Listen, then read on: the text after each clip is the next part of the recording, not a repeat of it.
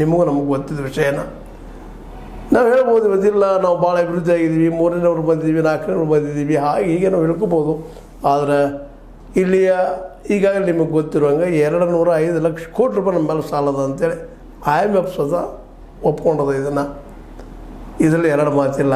ಬಡತನ ಸಾಕಷ್ಟು ಅಂದ್ರೆ ಹೇಳ್ಬೋದು. ನಾವು ಏನಪ್ಪ ಅಂತಂದ್ರೆ ಡೈಮೆನ್ಷನಲ್ ಸಿಸ್ಟಮ್ದಲ್ಲಿ ನಾವು ಬಡತನ ಹೋಗಲಾಡಿಸಿದ್ದೀವಿ.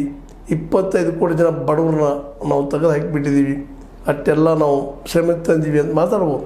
ಆದರೆ ವಾಸ್ತವ ಹಂಗಿಲ್ಲ ಅನ್ನೋದು ನಾವು ನೀವು ತಿಳ್ಕೊಬೇಕಾಗಿದೆ. ಯಾಕಂದರೆ ಇವತ್ತಿನ ಪರಿಸ್ಥಿತಿ ಒಳಗೆ ಅಮೇರಿಕಾ ಮತ್ತು ಚೈನಾ ಇವೆರಡು ಲೀಡಿಂಗ್ ಪೊಸಿಷನ್ದಲ್ಲಿ ಇದ್ದಾವೆ. ಚೈನಾದ ವಾರ್ಷಿಕ ಅದು GDP ಎಷ್ಟದ ನಿಮಗೆ ಗೊತ್ತದ, $20 ಟ್ರಿಲಿಯನ್. ಅಮೇರಿಕದ್ದು $23 ಟ್ರಿಲಿಯನ್. ವಿಶ್ವದ್ದು $113 ಟ್ರಿಲಿಯನ್. ಇಷ್ಟು ದೊಡ್ಡ ದೇಶಗಳವು. ಅವುಗಳು ನಮ್ದು ಇನ್ನೂ $3.5 ಟ್ರಿಲಿಯನ್ ಇದ್ದೀವಿ.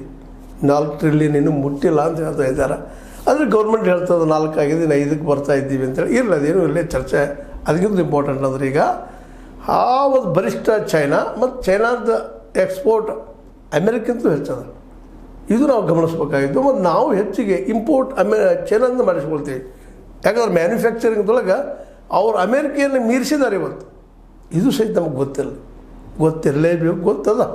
ಅದಕ್ಕಾಗಿ ಇವತ್ತು ಚೈನಾ ಖಚಿತವಾಗಿ ಪಾಕಿಸ್ತಾನ ಪರ ನಿಂತುಬಿಟ್ಟಿದೆ. ಇವತ್ತು ಅದರ ಸಾರ್ವಭೌಮತ್ವಕ್ಕಾಗಿರ್ಬೋದು, ಅದರ ಲ್ಯಾಂಡದಾಗಿರ್ಬೋದು, ನಾವು ಬಂದು ನಿಲ್ತೀವಿ, ಹೆಚ್ಚುಗಳು ನಾವು ಯುದ್ಧಕ್ಕೆ